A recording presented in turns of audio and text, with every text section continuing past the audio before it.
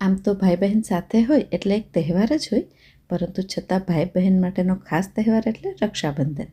અને ખાસ તહેવાર માટે ખાસ મીઠાઈ તો બનવી જ જોઈએ.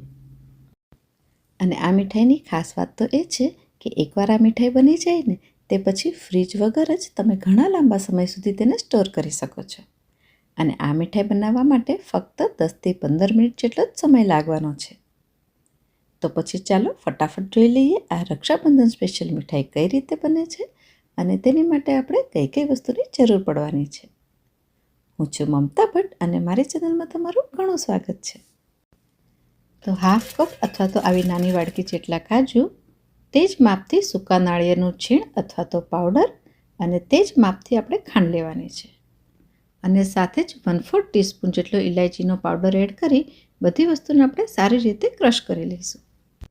અને જ્યારે ક્રશ કરીએ ને ત્યારે મિક્સર વચ્ચે વચ્ચે પોઝ કરીશું, જેને લીધે જે કાજુમાંથી ઓઇલ રિલીઝ થાય અને જગમાં આજુબાજુ ચોંટી જાય છે ને તે ના ચોંટી જાય અને જગ આવો ક્લિયર જ રહે. પરંતુ સાથે સાથે આપણે એ વાતનું પણ ખાસ ધ્યાન રાખવાનું છે કે તેમાં કાજુના ટુકડા ના રહી જાય.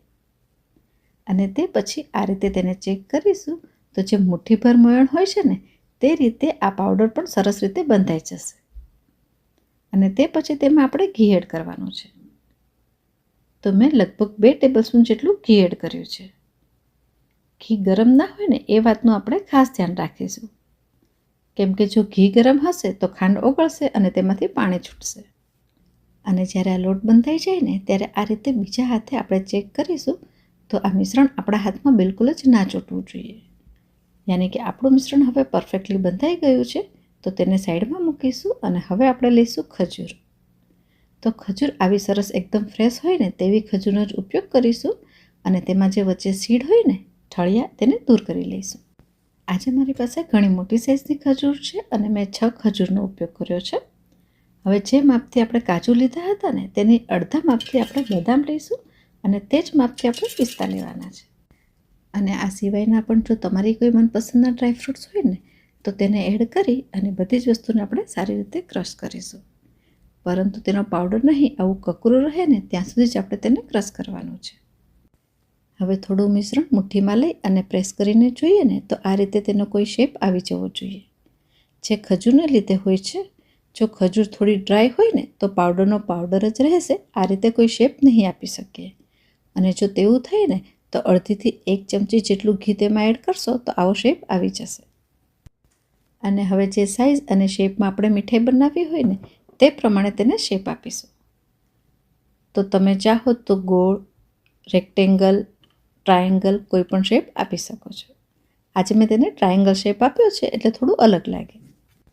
અને જો તમને મારી આ રેસીપી પસંદ આવી હોય તો વિડીયોને લાઈક, તમારા ગ્રુપમાં શેર અને ચેનલને સબસ્ક્રાઈબ ના કરી હોય ને તો જરૂરથી સબસ્ક્રાઈબ કરજો. તો જે આપણે મિશ્રણ તૈયાર કર્યું હતું તેમાંથી આ રીતે મેં ટ્રાયેંગલ શેપમાં બધા જ મિશ્રણને વાળી લીધા છે.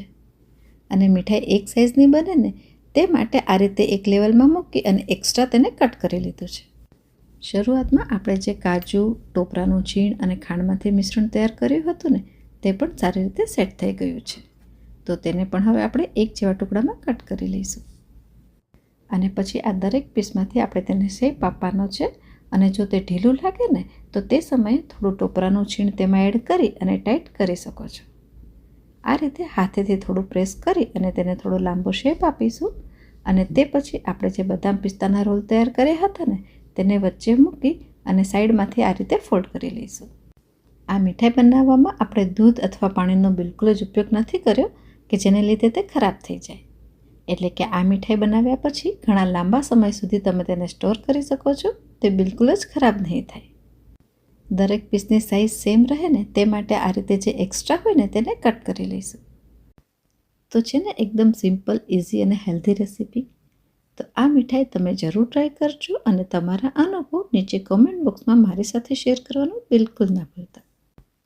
તો ચાલો ફરી મળીએ એક નવી રેસીપી સાથે અને ત્યાં સુધી by. Cook tasty, stay healthy. Take care. Thank you.